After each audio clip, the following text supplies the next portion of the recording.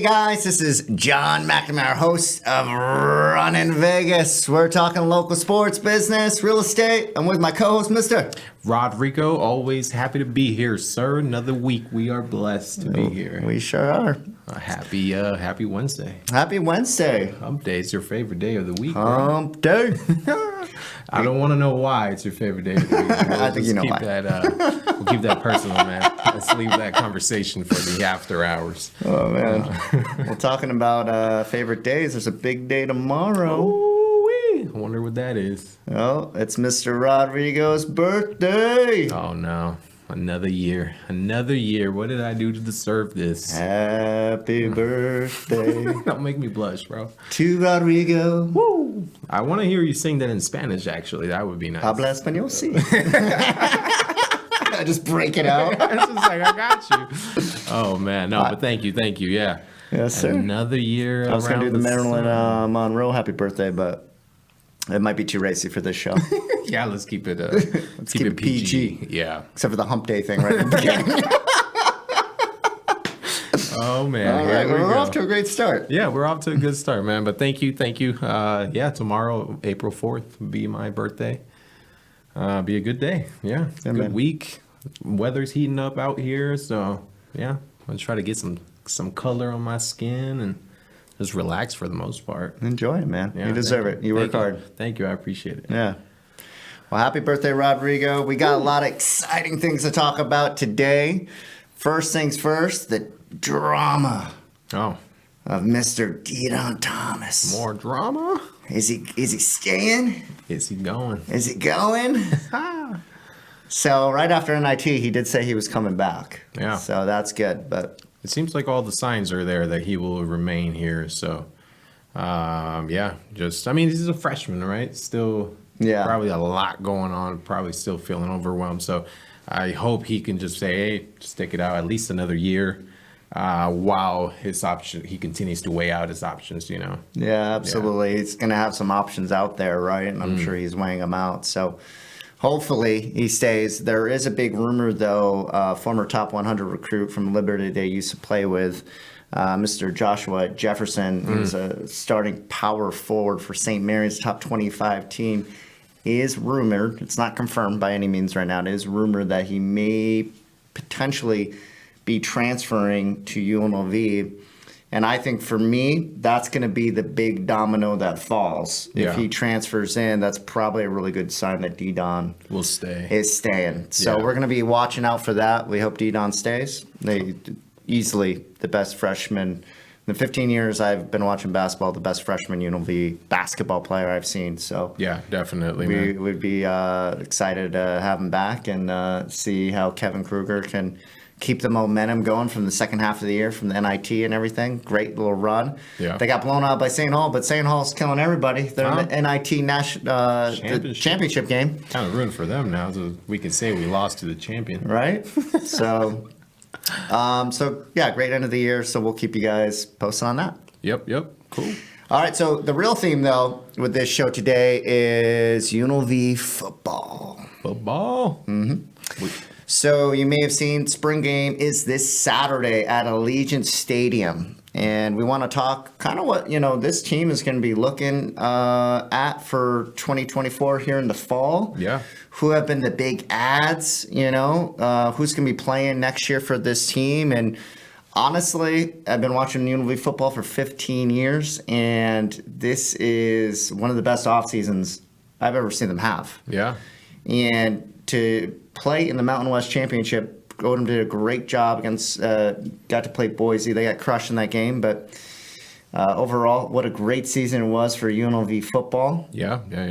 And yeah, we want to go over who's going to be looking on the team. So I think the big thing right now is the QB competition. Yeah, there's a lot to showcase, right? Yeah, So that'll be exciting this Saturday, April 6th.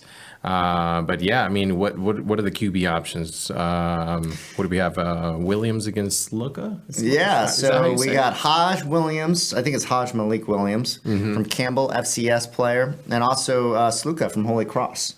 Put up some big numbers in the FCS, and they're more mobile quarterbacks. Yeah. Maivia who was our quarterback last year, who did a great job. Man, he can throw like an NFL quarterback. Yeah. But he's more of a pocket passer type player. So, and he did a great job for the program. He's moved on to SC. So I brought these two guys in. So they're in competition right now in the spring. Haven't heard. It's been kind of a weird offseason in terms of that. It's been great to see the ads. Yeah. But in the past, there's been articles, what's going on, who's breaking out in spring practice. Right. None of that has occurred this year. So if you're looking for, kind of see, maybe what the depth chart looks like, see how these guys play, it's most likely going to be the spring game. Yeah, for sure. Yeah, that'll be interesting, man. Two good, mobile, like you said, quarterbacks, love to run the ball. Yeah. So that's going to create a lot of excitement, too, for the offensive line. So yeah, it's two good additions, right? So yeah. The rest of the team actually looks great. 4 out of 5 offensive line have come back. So that's huge. The second half of the year, we really saw a pretty big transition with how well they played, got that run game going. Yeah. I think the two big adds in terms of weapons are Casey Kane, wide receiver from Texas, and Michael Allen. He's a former 4-star running back from NC State. So we're bringing in some Power 5 talent. Yeah. So we're going to have more weapons. And then we got Ricky White, the wide receiver, had 1,400 yards last year, 12 touchdowns. PFF top 10 receiver going into next year. Wow. The highest graded PFF graded player for UNLV going into next year. De Jesus, who's a slot receiver, kick returner, punt returner. So they have all the weapons. I think it's, I think the offense is going to be, I think they ended up being top 3 in the Mountain West. Yeah. I think it's going to probably stay about the same, give or take. But the question's going to come down to, can one of these quarterbacks step up? Right. I think that's going to be the thing, because basically, for the most part, everything's back. Maybe with a couple more weapons, a little bit more talent. So it'll be interesting to see how that turns out. What's your thoughts? Yeah, no, I agree with you. Who's going to step up, right? Who's going to be the leader, the true leader of the team, and take over, lead the charge? I did hear a good comment that it's not typical for college football to retain all the coaches from the previous year, and that's something UNLV did do. So it seems, after watching kind of all these guys, all these transfers, they're really set on the coaching staff. They're like, hey, I'm here for the coaching staff. I'm here for the coach. I'm here for this. So I think, the staff will do a very good job to making sure that these two quarterback additions just take over the spotlight, man, and just support them. I think it seems like everybody's here is because of the culture again, right? So that's going to be fun to watch, man. I think they're going to both be successful. Great addition to the team. Yeah, I think you hit it on the nose. Odom, by the first time I saw his interview, I didn't know a lot about him, but I was super impressed with him because he was saying all the right things, building the culture. Yeah. That's something we haven't really heard with UNLV football for a while. Tony Sanchez was able to kind of build a culture. He kind of started that movement. Unfortunately, he couldn't recruit defense and get the wins at the end of the day. Right. But ultimately, a lot of this is built from Tony Sanchez, the practice facility, the stadium and that was part of the Raiders too. But also, a lot of folks didn't know that if the Legion Stadium became approved for the Raiders, UNLV was going to get a brand new stadium. That was in the works. So there was a lot of stuff going on that Tony Sanchez was able to build. Unfortunately, not to talk poorly about the previous coaching staff before Odom, but I got from day one, I'm like, this, it felt like it was just a stop. We're coming from a big program, kind of like, I'm going to be here, win, and then move on. And I didn't really get a feel of culture at all from that, So Odom has been incredibly impressive. I would run, just watching him talk, I'm like, I would want to run through a wall for this guy. I can see how players are excited to play for him and to come out here. So, yeah, it's interesting. So, and obviously, Coach Odom, he's a defensive guy. And so as much as we're talking about the offense and how it looks like it might be upgraded here, give or take, by far and away, this defense is going to be light years ahead of what last year was. Oh, yeah. They brought in a ton of top talent from Power 5 schools. They ended up being number 7 defense in the Mountain West last year, which was the best defense they've had in the 15 years I've been watching UNLV football. Wow. So they looked solid, but I do expect them to be like top 4, top 3 defense next year. Yeah. Because the list is just insane. They brought in 3 guys from Arkansas, linebacker, safety, cornerback, 5-star cornerback Tony Grimes from Texas A&M. Yeah. 4-star safety Jalen Catalone from Texas. An edge, Jaden Navarrete. Not sure if I'm selling that right. He's from Oregon, though. I'm sure you know that school. 4-star defense end, Antonio Dole from Jackson State. And Clayton Peterson from Yale. I think he was FCS All-American defensive lineman from Yale. So overhaul on the defense. On the top of that, the top 3 tacklers are back. Yeah. William McDuffie, Baldwin, our top corner, Cam Oliver, is back at 5 interceptions last year. And then 2 of our best edge guys, Whitmore, who was defensive tackle, and Dixon are back. So it's overhaul on the defense. Yeah. And I'm excited to watch the defense this year. It's the first year ever in UNLV football where I'm kind of excited to see what they can do. Yeah, you threw all these names at me. I was a little overwhelmed. But, I started watching a lot of videos of these guys, and it is going to be a scary defense, man. They are no joke. I would not want to be running against these guys, I'll tell you that. Well, yeah, it seemed like a refrigerator running you over. like for sure. I'm like, wow. Yeah. So, no, that's exciting, man. Yeah, it'll be fun to watch both sides, offense and defense, right? So, For sure. It's going to be thrilling games. So, I'm excited for the season. Yeah, I think the biggest question is quarterback. If the quarterback thing gets figured out, I think without question, we're looking at, on paper, a better team this year. Definitely defensively, for sure. So we're excited about it. Last year, I think they had kind of a cupcake schedule. We kind of lucked out on that. It will not be that this way. Yeah, this year. Excuse a lot me. Of big names. We're right? at Houston, at Kansas. We got Syracuse at home, Fresno at home, San Diego State at home. Wow. I'm missing some other temes, but I think we got Reno at home too, which is obviously always a good rivalry game. Yeah. So the schedule is pretty loaded this year, but it's good. I think we got the talent to be able to hang with some of these teams. So yeah, no, they're doing a good job, and we got a lot of time too to get ready for the season. So yeah, it'll be fun. Yeah, we're excited to go to some games this year. So, all right, Final Four. Oh man, I don't even want to talk about that. Don't want to talk about it? No, not really. I like my pick. So for everybody who's been paying attention on this pod, we made our picks. I gave Rodrigo the field, and I picked UConn. Who's on the Final Four now? I'm sure nobody picked UConn. Yeah. But I was one of few.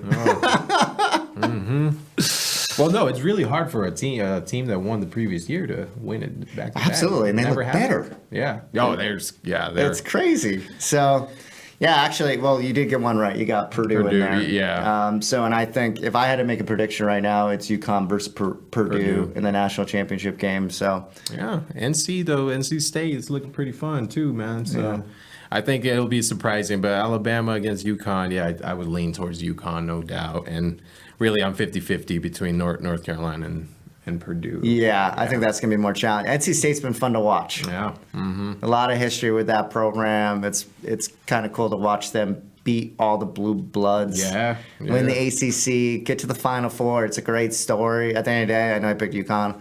I'm probably rooting for NC State to win it all. Yeah. Yeah, no, I saw what they played Duke, right? They just beat Duke. Duke. So I'm pretty sure they beat UNC in the ACC championship game. So very impressive. So they're just playing with heart, a lot of heart right there. So yeah, and shout out to the women's, Final Four too, man. It's been crazy. Yeah. Did you watch the Iowa LSU game? Yeah, that was fun. Yeah. Caitlin Clark, man. Impressive. She's a beast. Man, it kind of reminds me, it's not the same, but it's like I saw Jimmer Fredette play against UNLV before he was big.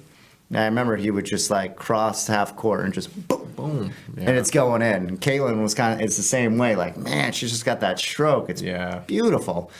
So it's fun to watch. Yeah, beautiful stroke for sure. Yeah.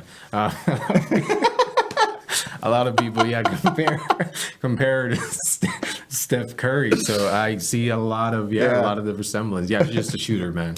I love that. That's always fun to watch. That competitiveness too. So yeah, it's cool to see that. Right, for them to go back. It's been like very overplayed in the media, and they're making it all these things, but. At the end of the day, Kane's competitor. I don't remember the gal's name on LSU, but she's a competitor too.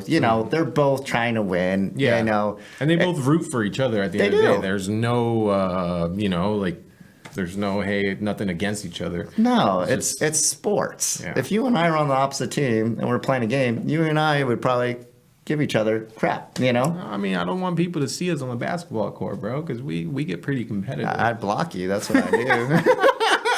You try to injure me every time you get an opportunity. Oh, yeah. I go low. Take out your knees. You do not hold back either, bro. This is a hard hit. I'm like, what are you thinking? Yeah, I work out. Shout out True Fusion. Yep, no big deal. Keeping the body right. Yeah, so what's going on with April, man? April. So Realtor.com recently came out. I know we've been talking about this pod that the third week of April is the best time to sell. Yeah. What are your thoughts on that? Agree. Man, the beautiful weather out there just motivates people even more. Just enjoying the sun. It's fun to be out there showing. My showing requests for buyers have been through the roof right now. I'm busy with that. I'm thankful for those opportunities too to help out. But it plays in, man. We got a longer day of sunlight too, so we can get a lot of business done. But yeah, I think folks also want to try to avoid the summer heat out here, man. I cannot buy a house in July, kind of June, July, August. It's just, I'm going to try to avoid that. So I can see the pickup now. I can see the people try to avoid those things. And with all the noise about interest rates, I think, it's getting people out of the edge of their seat, and they're just committed to getting something done. Absolutely. I think you hit on the nose too, right? Because we talk about all the time is middle of April to middle of June is really the sweet spot for real estate almost every year. So I would agree with what Realtor.com came out with, especially in our market. You hit on the nose too. It's like it got hot out. Summer slows down for us a little bit, and then picks back up in the fall, slows down in winter. It picks after New Year, and then spring is always crazy. Same here. Yeah. Showed 2 different buyers yesterday, had some requests today, listing appointments set up for Friday. Right. People are starting to come out of the woodwork. So if you are thinking about potentially selling, spring is probably one of the best times of the year. This is, and what we talked about before, is probably the second lowest inventory we have seen, or I've seen in my career here in Las Vegas. Yeah. And last time I saw it this low, lower it was the pandemic. Yeah. So things are moving. Activity's been good. We're seeing multiple offer situations again. And hey, if you're a realtor, anytime's a good time to sell. But if you're out there, what we know statistically, for your business planning, most agents sell 60% of their annual sales the first half of the year. Yeah. And the majority of those are the second quarter. Mm-hmm. So have that in your business plan if you're an agent out there. Get ready to rev up. I always tell folks, like, hey, build for winter. And so you have all those leads for spring, because spring is a great time to make a lot of your money. And even if you don't have the best spring, that's okay. You can have a good fall and all that. But this is money time. I wouldn't recommend going on vacations. If you're a realtor, just make your money in the spring. It's always a good time of year. Yeah, so it's kind of sets the tone for the rest of the year. So. Yeah. No, it's a great time. Yeah. I can feel it too. Also, I try to remind people, it seems like the sales year just started now, excited about it. So busy. Yeah. We're excited too. So man, I got to say, I'm proud of you, bro. Oh, thank you. This is Proud of this is what, the 8th or 9th podcast we've been doing now? 9th. When you said we were going to do this weekly. Feels like the 100th podcast with you. Bro, I feel like I've had, 25 birthdays with you. You just aging right in front of me. Yeah, I'm returning 26 tomorrow. But no, 30 or 50. My heart says 50. You an old soul. My heart's been overworked. No, but I'm proud of you, man. You know, we've been consistent on this podcast weekly. Yep. I would have thought that by now we've been no week off. No. No, and you know, week after week we've been on it, and I got to say the commitment was there. So I'm proud of us, proud of you. You know, happy to be doing this with you. So it's been fun. Yeah, it's been great. I've been really enjoying it. We're learning a lot with the podcast, and any feedback's really appreciated because we can want to continue to grow this. We're on episode 9. I know how Rob Dial talks about making sure you do like at least 200 episodes, kind of figure out what your podcast is about, and really learning and growing. And he's learned a lot from it. So that's what I'm hoping for is we continue to grow.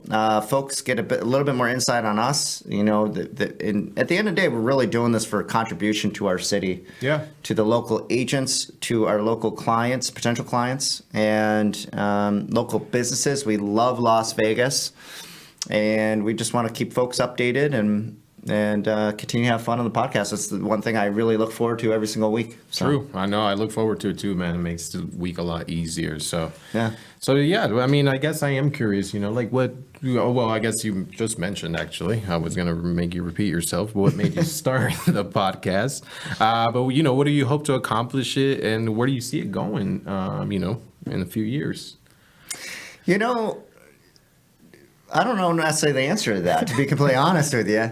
I think I'm open-minded. You know, I think we have an idea of this podcast, you know, like we talked about, it's real estate, sports. We want it to be a fun podcast too, because real estate, you know, I've seen a lot of podcasts that just talks real estate all the time. That's fine, but unless you're in real estate, you don't care about real estate, right? We care about it. We love real estate. So I want to have fun with it, with the sports stuff, because we're passionate about sports.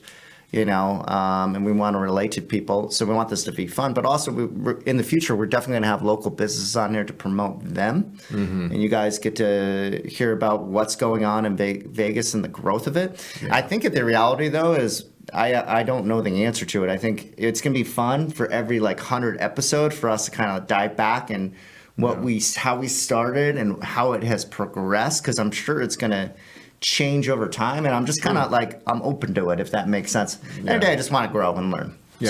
No, I agree, and I think our team, you know, I'm always happy to be part of the team here with the McNamara team. I've been with them since 2018. Feels like since 2008, though. Right when the market crashed. But I think we're great examples for this. It feels like I'm the McNamara team in the Great Recession. Every time I show to the office and this guy's there, man, feels like I'm not going to use you as a plug. Feels like a crash, man. But all jokes aside, I think we take a lot of pride, you know, here in our city. We do a lot of things to contribute. We volunteer, from volunteering to checking out local spots, using local vendors. So I think we hit it all, and I wouldn't find any other, you know, I think we're a right fit, you know, just trying to provide information for folks, provide an example for our clients. Any potential clients that may be looking to hire us. Maybe if you're watching this, sign a contract. But no, My big smile. This sign right here. But no, I think we're a great example, man. I'm glad we're leading the way here, and as the city continues to grow, I just want to kind of share our thoughts, share what we're experiencing, and keep it going. And we do local contributions too, so we'll give more of that information out. We do have client events as well, so we'll be promoting that as well. We want to get to know more folks in the community as well. We're big on the community. So and I know we have a big, you know, sport theme here. So I am curious. Let's dive into some personal questions about sports, man. Did you play any sports when you were growing up? What is your, you know, is football your favorite thing? Is basketball? Are you more like a tennis folk? I'm more like pickleball kind of guy. I can see that. Full time. You don't like to run, bro. You're not. Just cardio. So Joking aside, I played football back in the day. So cool. I played football for 8 years.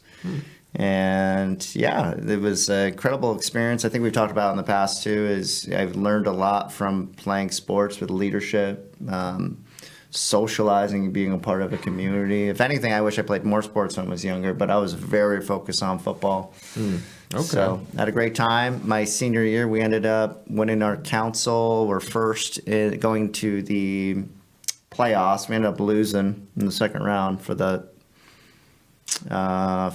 council championship. But yeah, it was a great experience. Yeah. Was that in upstate New York? Yeah, in upstate New York. Okay. So yeah, I had a good time. Was defensive player of the year. Wow. Yeah. Wow. I think I was like 170 pounds. Expensive, bro. I can't. Yeah. It's taking me a while to picture that. But. I was a defensive end, believe it or not. I was not big, but I was quick.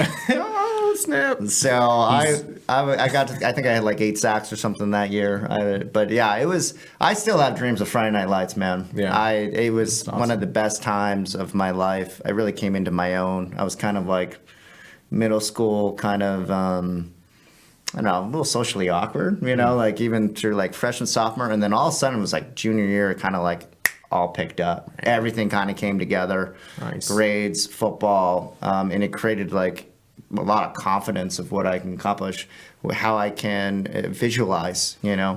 All I cared about was being starting defensive end for Niskayuna Silver Warriors. And that was, it was a big, because I did not play my junior year. I was second team, never got on the field, was not a big kid. Nobody thought I was going to be the defensive end. I was 170 pounds, literally. But I was quick, and I could, the way I played football, though, you cannot play now. So I used to, and you probably know, I had a lot of concussions. Clearly. Because I used to just hit guys in the head really hard. Shit. And it used to freak them out. And then they wouldn't, they wouldn't mess with me. Yeah. So, Oh. yeah. Yeah, I can see those tactics. You still go straight for the head. I sure do. And You you're get out of quick. line, I'll headbutt you. Don't mess with anybody on the MAC team. Got a strong head. You don't even need a helmet. The team can save a little money by That's true. I do have a big head. helmet. I got a big noggin here. It's probably just swollen from all the concussions from football. So with a last sweet question, I guess, Yeah. considering the pod and the sports theme, if you could have any, athlete, dead or alive, on the pod that you could interview, who would it be? No, that's easy. Michael B. Jordan? No, get out of here. Michael Jordan would be pretty cool. I said Michael B. Jordan. Oh, that's, yeah. Yeah, no, that's a joke. Clearly, the GOAT, the Oh. greatest of all time. Patrick Mahomes? Ugh. Tom Brady. Yeah, I would have guessed that. Did you figure No that, doubt. being a Yeah. Patriots fan? Easy. Yeah, Tom is. I got lucky. So how I became a Patriots fan is where I grew up in New York. Like everybody was a Bills fan because I went to 4 Super Bowls, even though they lost them all, or they were a Giants fan. So it was like I think 1996. Bill Parcells became the coach, or something around that. Maybe it's 1992 actually. Dating myself a lot here. Bill Parcells became the Patriots coach. My dad was a huge Patriots fan, and I just started watching them, and they weren't very good. The irony is they became a dynasty, and then I got to literally see Tom Brady just continue to morph. And what a great example of he was, and still is not really, he was never the best athlete, didn't have the best arm, but that guy, talk about culture, mindset, leadership. Yeah. He just continued to improve. And I mean, the first couple of Super Bowls that they won, I mean, they had a running game. He did enough. He was a leader. Yeah. And then the next 3, I mean, it was all off of his arm. So it's amazing how you can continue to grow and to develop. So yeah, he's just Tom is the best. He's the GOAT. He is. So I can't wait when Tom argue. comes on our podcast. Yes, I'll be soon. Maybe about like the 30th to 50th episode, Yeah. somewhere in that range. But Maybe, but anyways. So we got to wrap this up. I want to wish happy birthday to Mr. Rodrigo. Woo! Best co-host in the business. with the best host here. Thank you, sir. This is Running Vegas. You guys take care of yourself today.